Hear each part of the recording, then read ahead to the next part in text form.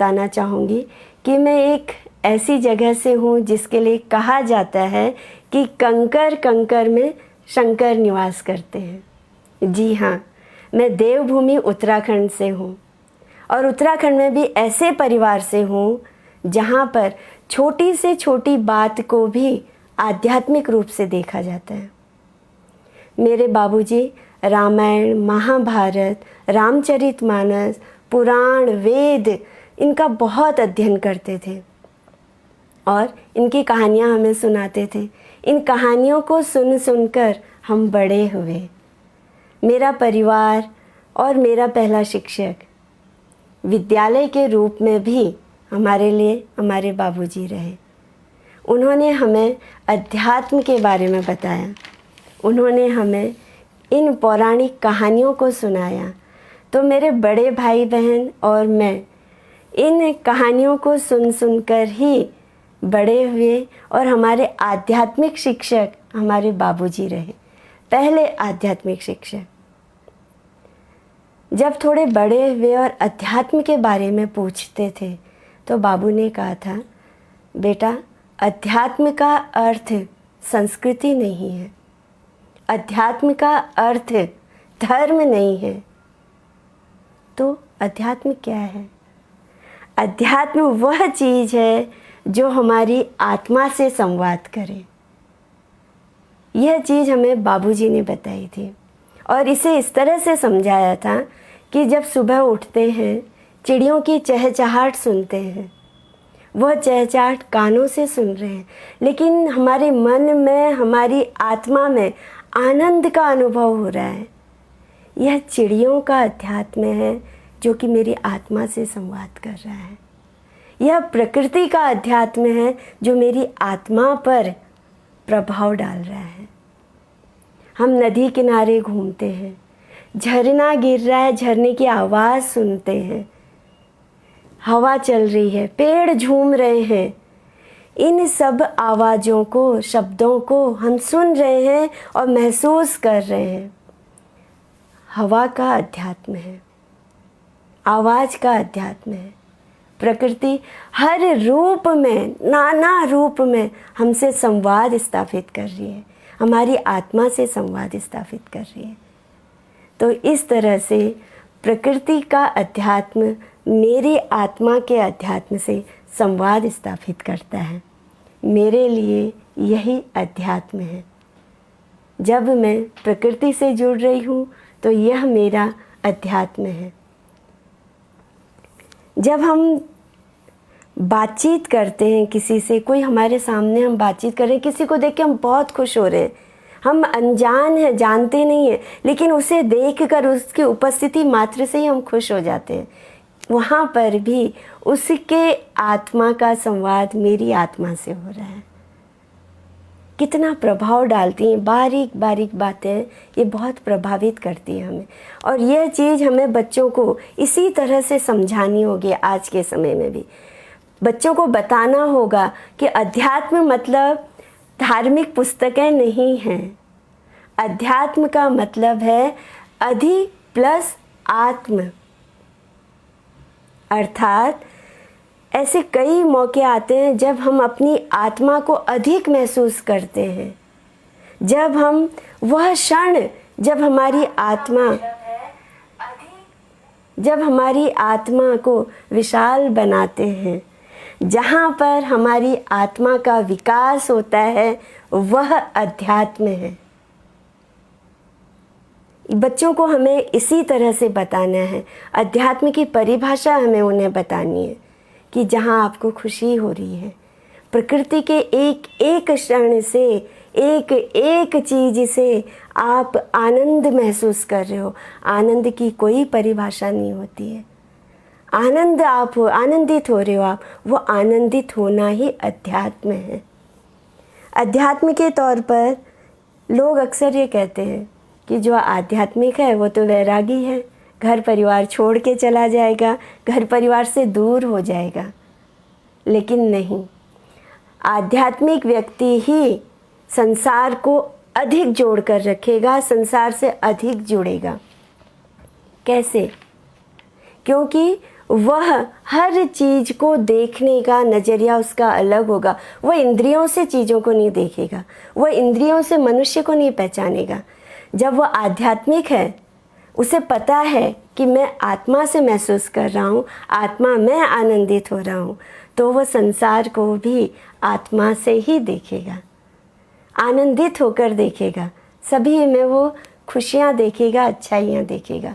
तो जो आध्यात्मिक व्यक्ति है वो संसार को अधिक जोड़ता है, अधिक गहराई से संसार से जुड़ा हुआ रहता है। इसे हम अपने व्यवहारिक जीवन में भी देखते हैं। और अक्सर अगर मैं कहूँ कि मैं अपने व्यवहारिक जीवन में कैसे इस अध्यात्म को अपने जीवन सूत्र से जोड़ती हूँ, तो वहाँ पर मैं यही कहूँगी कि हाँ, मैं देखती हूँ लेकिन मैं इंद्रियों से नहीं, इंद्रियों का उपयोग नहीं कर रहे हैं, वहाँ पर हम अपनी आत्मा का उपयोग कर रहे हैं, आत्मा के जरिए लोगों से जुड़े रहे हैं।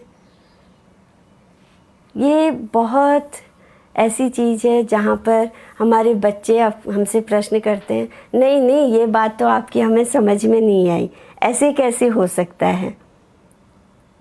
तो हम बच्चों से यही कहते हैं, बेटा हर चीज़ को ना नाप तौल से मत देखो, खुशियों से भी देखो, आनंद से भी देखो। तो जब आप खुशियों से, आनंद से देखते हैं तो वह जीवन सूत्र अध्यात्म के रूप में आपके पास आता है। आप खुशियों को ढूंढ रहे हो, वो खुशियाँ कहाँ पर हैं?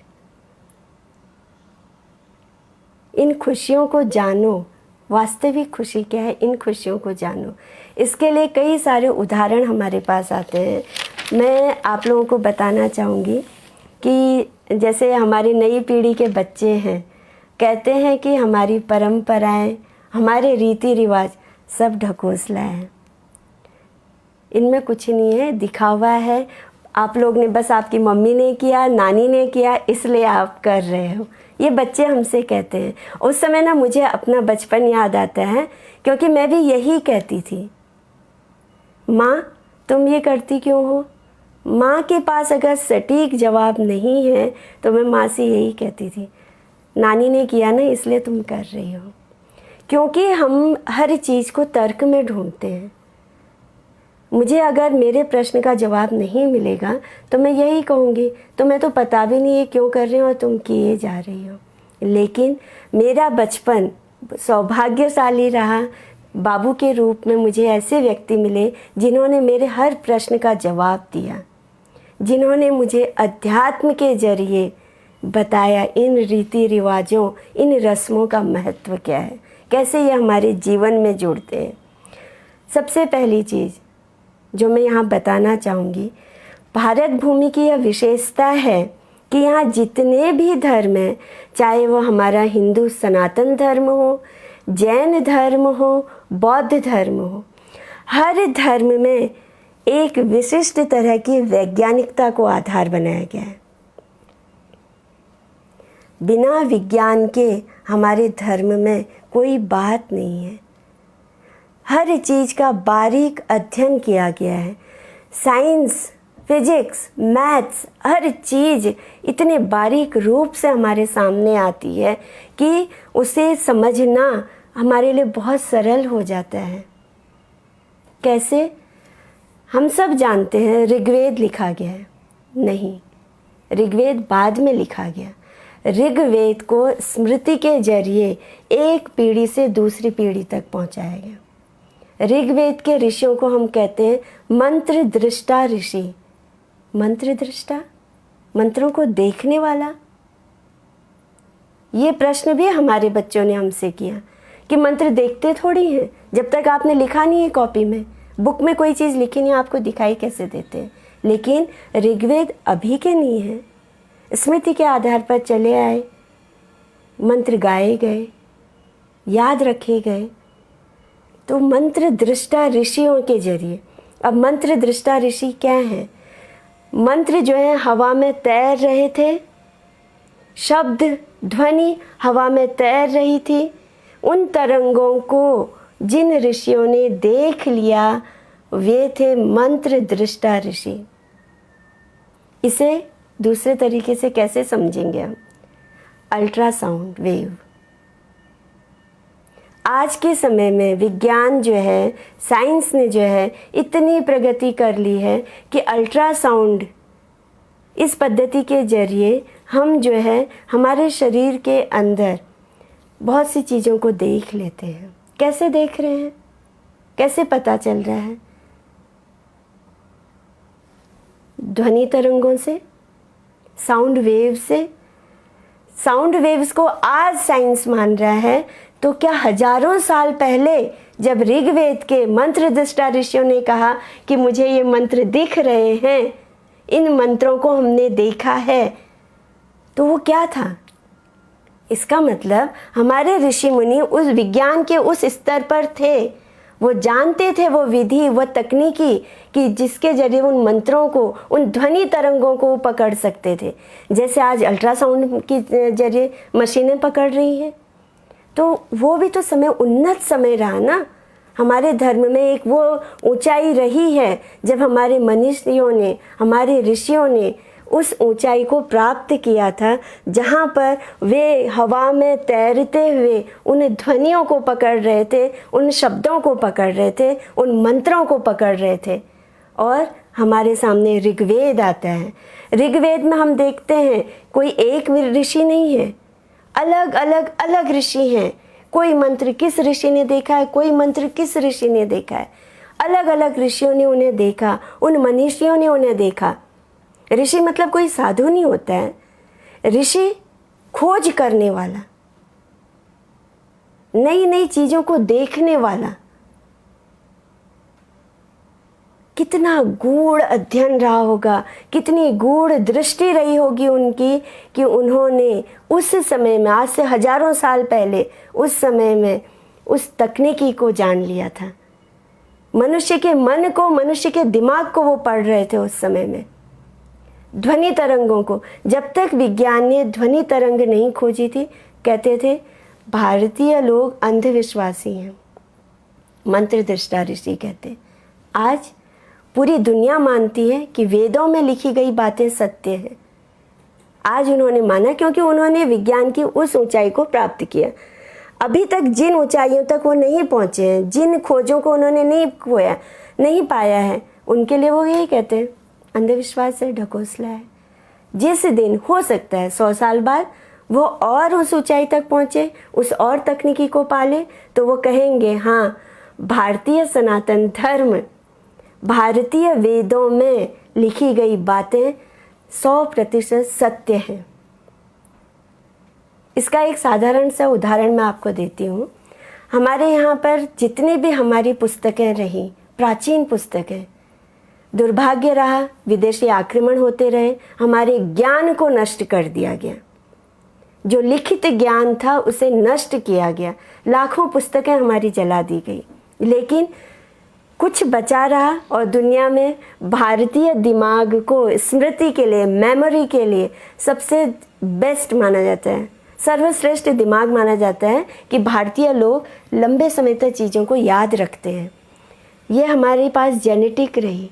हमारे पूर्वज जो कि मंत्रों को याद करते थे, एक पीढ़ी से दूसरी पीढ़ी, तीसरी पीढ़ी, चौथी पीढ़ी, ये चीज़ें हमारी बढ़ती गई, कम नहीं हुई हैं। तो इस जेनेटिक चीज़ें हमारे पास आती गई, हमारी मेमोरी बढ़ती गई। इसलिए आज भारतीय लोगों का दिमाग दुनिया में सर्वश्रेष्ठ याददाश्त वाला दिमाग माना जाता है। इस याददाश्त के आधार पर हमारी पुस्तकों को उन्होंने पुनः लिखा, पुनः उनकी रचनाएं हुई लिखित रूप में। जो मिट गया, कुछ लूट के ले गए, लेकिन भारतीयों ने बचा लिया।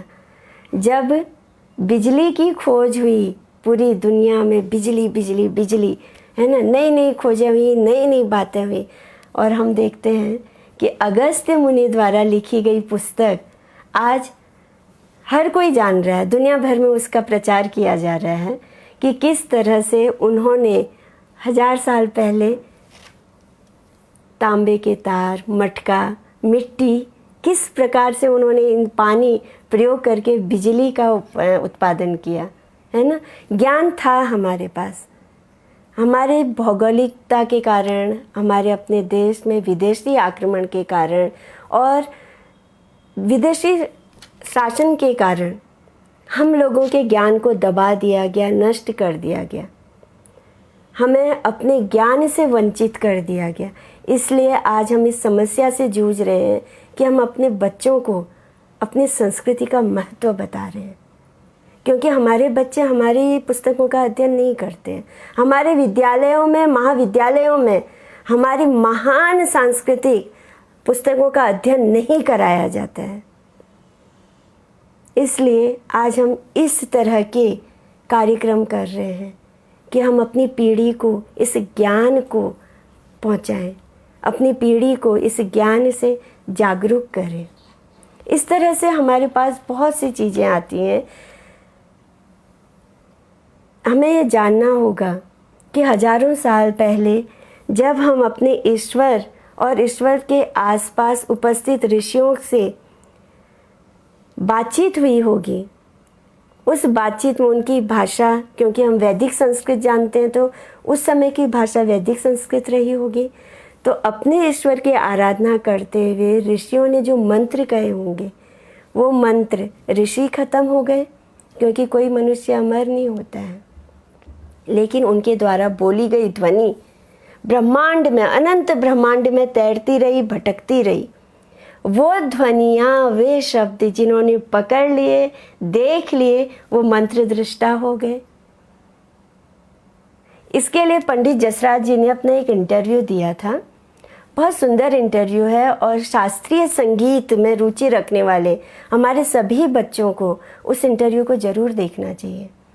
पंडित जसराज जी से एक विदेशी छात्र ने पूछा था कि ये आप कैसे डिसाइड करते कि राग भैरवी आप सुबह गाएंगे, राग ये शाम को गाया जाएगा, हर राग का अलग अलग समय है, या आपको कैसे पता चलता है? उन्होंने बहुत सुंदर जवाब दिया। उन्होंने कहा था कि नाद, सुर, यह हवा में तैरते हैं।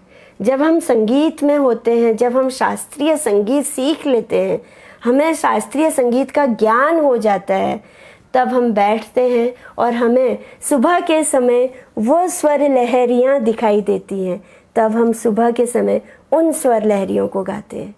दोपहर के समय अलग तरह की स्वर लहरियाँ आती हैं, हम उन स्वर लहरियों को देखते हैं और उन्हें गाते हैं। इस प्रकार ये स्वर लहरियाँ हवा में तैर रही हैं, इस अनंत ब्रह्मांड में भटक रही हैं। जिसने ज्ञान पा लिया उसने उसे देख लिया। और बच्चों को बताने के लिए कितना अच्छा उदाहरण है ये कि बेटा, रेडियो, टेलीविज़न, लाइव इंटरव्यू, ये सब क्या है? ध्वनि तरंगें हैं। ध्वनि तरंगों से, साउंड वेव से आज सब चीज़ें संभव हैं। तो ये चीज़ें पहले थी, इसलिए आज भी हैं। इसे हम इस तरह से भी अपने बच्चों तक ज़रूर ला सकते हैं। तीसरी चीज़, हम जिन चीज़ों को समझ नहीं पाते उसे ढकोसला कह देते हैं। ज़रूरी नहीं है कि साइंस ठीक उसी समय उस चीज़ तक पहुंच जाए। कैसे? इसके लिए भी एक कहानी सुनाती हूँ। गौतम बुद्ध जो हैं अपने ध्यान अवस्था में बैठे हुए हैं। गौतम बुद्ध के पास एक व्यापारी आता है। व्यापारी जो है हाथ जोड़ता है और कहता है, भंते, मुझे सत्य का मार्ग बताइए। गौतम बुद्ध कुछ नहीं कहते हैं, आँख खोलते हैं, उसे देखते हैं, फिर मौन ध्यान, थोड़ी देर तक यही अवस्था है। फिर गौतम बुद्ध अपनी आँखें खोलते हैं और एकटक उस व्यापारी की आँखों में देखते हैं। व्यापारी गौतम बुद्ध को देख रहा है और फिर उठता है, हाथ जोड़ता है, कहता है, भंते, बहुत बहुत धन्यवाद, आपने मुझे सत्य का मार्ग दिखा दिया, और वहाँ से चला गया। गौतम बुद्ध के पास बैठा है आनंद। आनंद एकदम हैरान हो गए, ये क्या? तथागत ने तो एक शब्द नहीं कहा, कुछ बोले ही नहीं, और वो व्यापारी हाथ जोड़कर चला गया कि धन्यवाद, आपने मुझे सत्य का मार्ग दिखा दिया। हे बंते, ऐसे कैसे हो गया? आपके बिना बोले वो व्यापारी कैसे समझ गया? तो गौतम बुद्ध ने कहा, मेरे मन के मौन से उसके मन के मौन ने संवाद किया। मौन से मौन का संवाद हुआ और वह समझ गया। मौन से मौन का संवाद। कैसे? फिर वही आ गया, साउंड वेव, ध्वनि। कहानियों के जरिए भी गौतम बुद्ध की इस उदाहरण पर, इस कहानी के जरिए भी हम बच्चों को जो है ये बता सकते हैं कि चित्त, मन पर मौन का कितना प्रभाव होता है। मेरा चित्त, मेरा मन उस मौन को समझ गया। कई बार होता है ना, अक्सर घर में मम्मी की आँख दिखती है, बच्चा उस आँख को समझ जाता है माँ क्या कह रही है। कैसे? बिना बोले माँ के आँखों को देखकर बच्चे ने वो बात समझ ली। ये मौन की परिभाषा। चित्त पर उस मौन का प्रभाव, मौन की भाषा हमारे चित्त को, हमारे मन को प्रभावित करती है। एक मौन से दूसरे मौन को समझा जाता है, संवाद स्थापित होता है। गौतम बुद्ध की इस कहानी से कितना सुंदर तरीके से हम इस चीज़ को समझ सकते हैं। तो आज से 1000 साल पहले गौतम बुद्ध ने तथा हिंदू धर्म के अनेक ऋषियों, मनुष्यों ने यह बात महसूस कर ली थी और उसे अमल में ले आए थे, है ना। और इसी को आज विज्ञान जो है अल्ट्रासाउंड तकनीकी कहता है। अब और भी बहुत सारी चीज़ें हैं जिन्हें मैं बताना चाहूँगी, खास करके क्योंकि मैंने लीना जी से भी कहा था, मैं भी घर में जो हूँ इन समस्याओं से जूझती हूँ। बच्चों के बहुत सारे प्रश्न होते हैं, तो बच्चों को आज के समय के अनुसार उन जिज्ञासाओं को शांत करना मेरे लिए भी मुश्किल होता है। तो मेरा भी अध्ययन होता है, उस अध्ययन के बाद ही मैं भी बच्चों को कि उनकी जिज्ञासाएं शांत हो सके, इस तरीके से उन्हें उदाहरण देकर बताती हूँ। तो 2500-3000 साल पहले गौतम बुद्ध ये उदाहरण कहते हैं कि वह ध्वनि जो हम अपने कानों से नहीं सुन रहे हैं लेकिन अपने चित्त पर महसूस कर रहे हैं, हमारे मन पर वो चीज़ आ रही है, तो इसे आज के समय में हम कहते हैं अल्ट्रासाउंड तकनीकी। इसे समझाना था मुझे बच्चों को, तो ये कहानियाँ मुझे बहुत मदद करती हैं अपने बच्चों को ये चीज़ें समझाने के लिए। आज नवरात्रि का 9वां दिन है, सिद्धिदात्री का दिन है। सिद्धिदात्री 9 अष्ट 9 निधि की दाता हैं, बहुत सारी तरह की सिद्धियां प्रदान करती हैं। तो इस पे भी बच्चों के साथ ही संवाद होता है। बच्चों ने ही हमसे पूछा था, हनुमान एलियन थे? वो इतने बड़े हो जाते, इतने छोटे हो जाते, क्या वो एलियन थे? अब एलियन वाला कॉन्सेप्ट हॉलीवुड में चल रहा है, विदेशों में चल रहा है। हमारे पास तो हमारे अपने आध्यात्मिक हीरो हैं, वीर योद्धा हैं, जिनसे हम बहुत चीज़ें सीखते हैं। तो बच्चों को बताने के लिए माँ सिद्धिदात्री से जुड़ी हुई कथाएं हमने ढूंढी, और उन कथाओं पर भी ये सिद्धियाँ क्या हैं, इन सिद्धियों का मतलब क्या है, इनसे आप कैसे अपना आकार छोटा कर लेते हो, अपना आकार बड़ा कर लेते हो, कैसे आप देवत्व को पा लेते हो, ये सारी चीज़ों के बारे में हमने अपने बच्चों से बात की। यही है, हमें अपनी पीढ़ी को बताने के लिए फिर से स्वयं को अध्ययन करना है, स्वयं के ज्ञान को आज के ज्ञान से जोड़ना है, ताकि उस सरलता से हम अपने, माफ़ कीजिएगा, हम अपने बच्चों को वो चीज़ समझा सकें। एक चीज़ और कहना चाहूँगी मैं,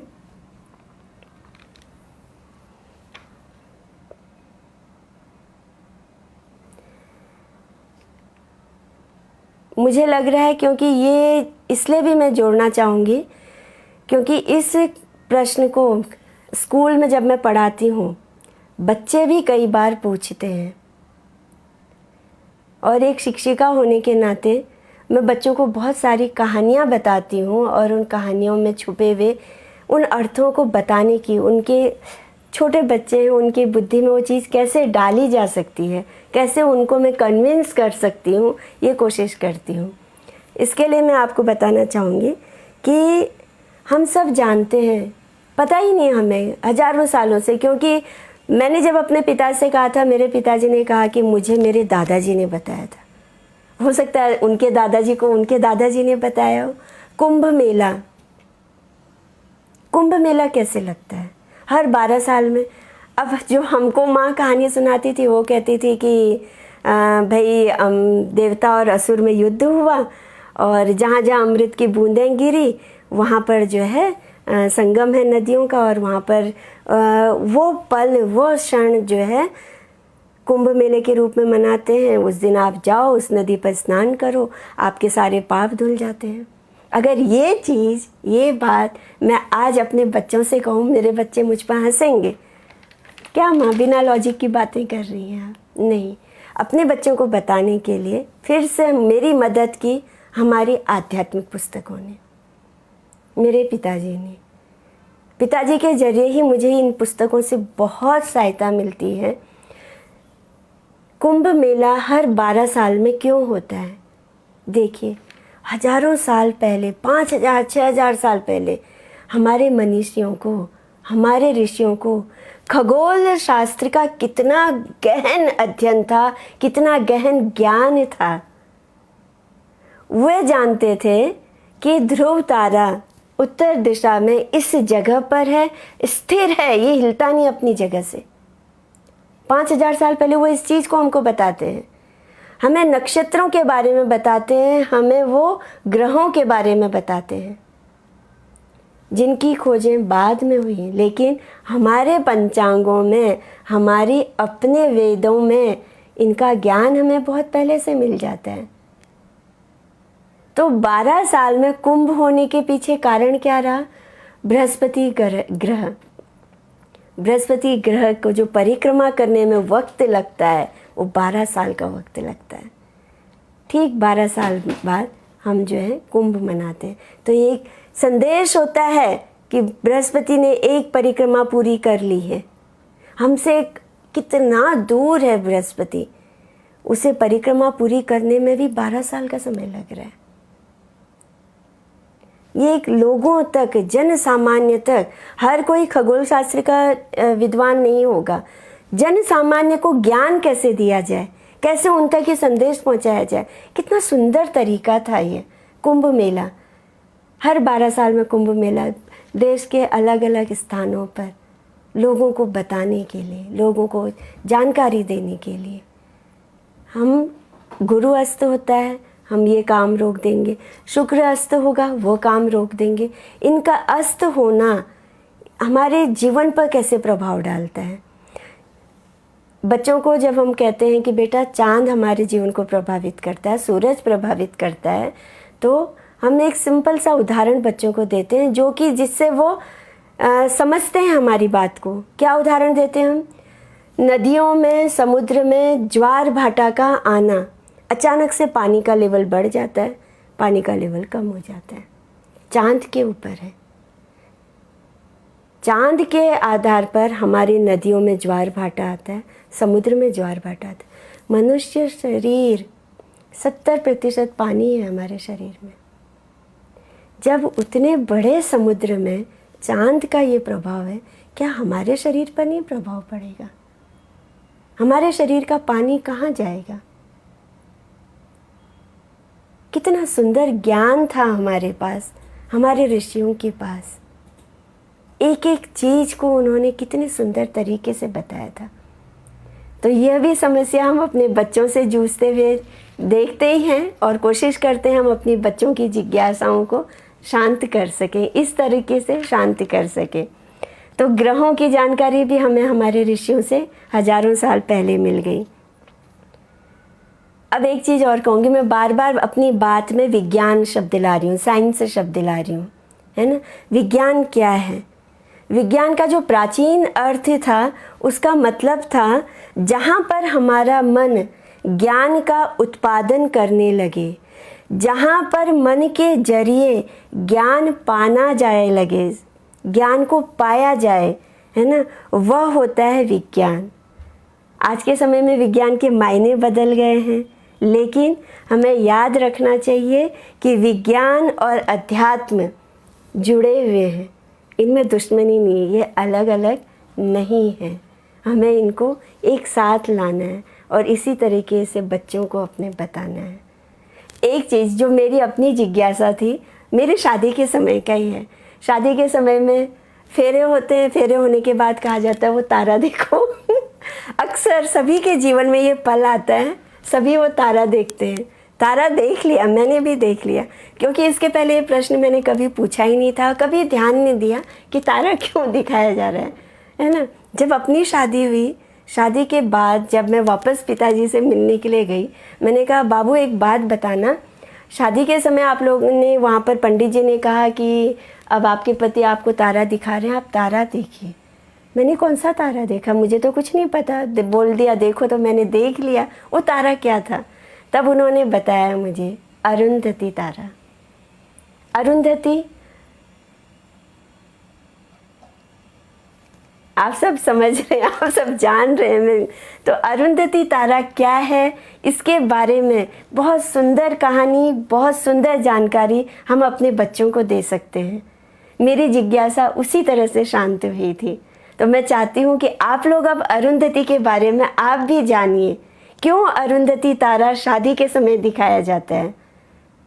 क्योंकि जब तक आप नहीं जानोगे, आप अपने बच्चों को नहीं बताओगे।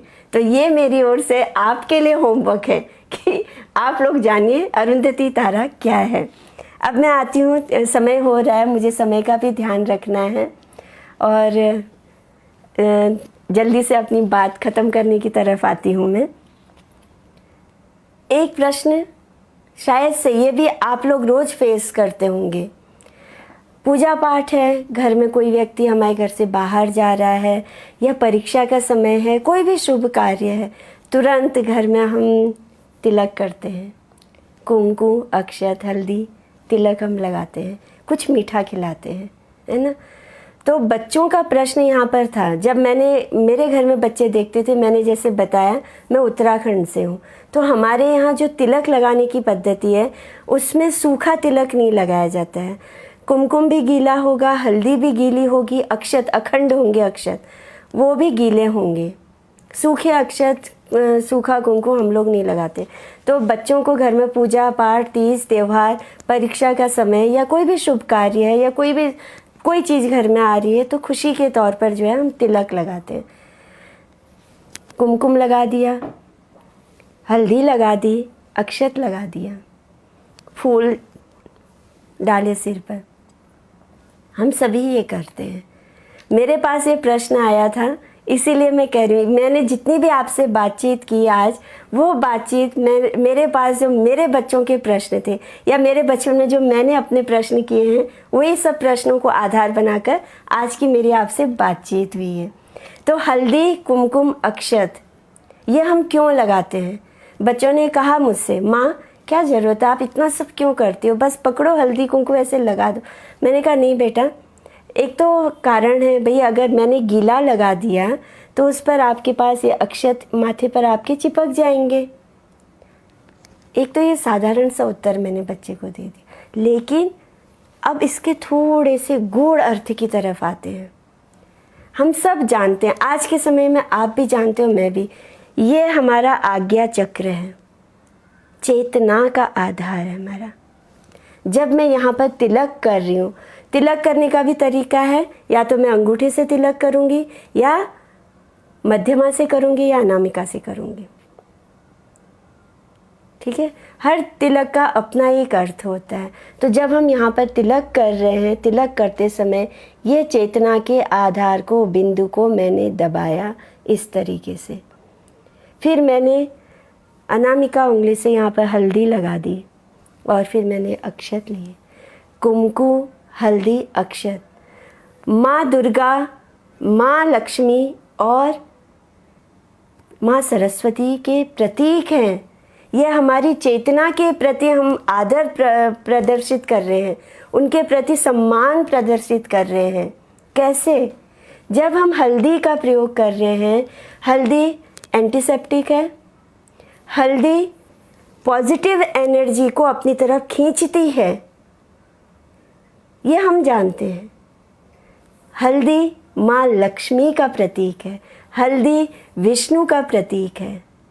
तो जब मैंने हल्दी को यहाँ धारण किया तो मैंने अपनी इच्छा शक्ति को यहाँ पर धारण किया, अपनी इच्छा शक्ति का मैंने यहाँ सम्मान किया है। जब मैं कुमकुम लगा रही हूँ, लाल रंग माँ पार्वती का प्रतीक है, क्रिया शक्ति का प्रतीक है। हम कार्य करने के लिए अग्रसर हो रहे हैं, आगे बढ़ रहे हैं, इसका प्रतीक है लाल रंग। डेंजर जोन वाले लाल की तरफ मत जाइए, आध्यात्मिक लाल की तरफ आइए। आध्यात्मिक लाल माँ पार्वती के विभिन्न जो रूप हैं, देवी रूप, हर रूप में लाल रंग है। लाल रंग जो है ये क्रिया शक्ति का प्रतीक है। अक्षत अखंड हैं, सफ़ेद रंग है, ये हमारी ज्ञान शक्ति का प्रतीक है।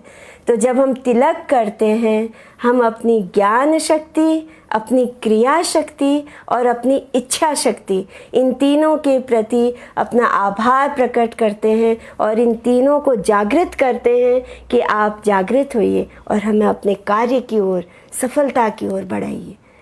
कितना सुंदर उदाहरण है अक्षत कुमकुम तिलक का।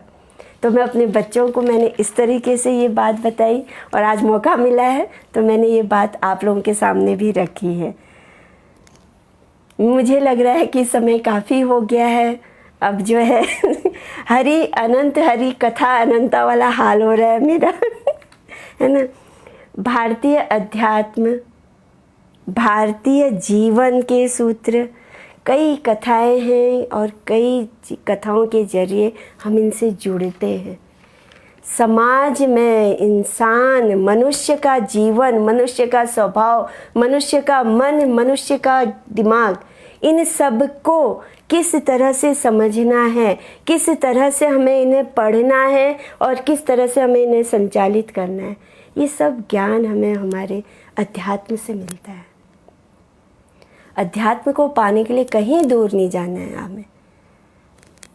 एकांत, अपनी छत पर बैठ जाइए, सुबह के समय, शाम के समय, प्रकृति को निहारिए, फूलों को निहारिए, पेड़ों को निहारिए। बच्चे की निस्वार्थ, बिना किसी कितने मतलब निश्चल हंसी होती है बच्चे की, उस निश्चल हंसी को महसूस कीजिए। अपने आप उस आनंद को पाएंगे, उस आनंद में डूब जाएंगे। और मैंने कहा, आनंद को कोई परिभाषित नहीं कर सकता है। आनंद आनंद है, उसका कोई परिभाषा नहीं है। बस मैं आनंदित हूँ, क्यों हूँ मैं कारण बता सकती हूँ, लेकिन कितनी आनंदित हूँ, कैसे आनंदित हूँ, ये नहीं बता सकती। ये महसूस करने वाली चीज़ है, आप इसे महसूस कीजिए। जंगलों में मत जाइए, अपने घर के आसपास इसे महसूस कीजिए। एक चीज़ कहूँगी, जीवन पशु भी जीता है, मनुष्य को जीवन से आगे सार्थक जीवन के बारे में सोचना चाहिए। हमारे सांस्कृतिक और आध्यात्मिक मूल्य हमारे जीवन को अर्थ प्रदान करते हैं। जिस तरह पीढ़ी दर पीढ़ी हमारे पूर्वजों ने हमारे ज्ञान, परंपरा, आध्यात्मिक व सांस्कृतिक मूल्यों को बचाए रखा, उसी तरह हमें भी आगे आने वाली पीढ़ियों के प्रति अपनी जिम्मेदारियों को निभाना होगा और अपनी सांस्कृतिक ज्ञान का प्रसार करना होगा। इन्हीं शुभकामनाओं के साथ मैं डॉक्टर भावना पंत आप सभी को धन्यवाद कहती हूँ। इतने समय से आप मेरे साथ जुड़े हुए हैं और मुझे सुना, इतने शांति से मुझे सुना, इसके लिए मैं आपकी आभारी हूँ। बहुत बहुत धन्यवाद।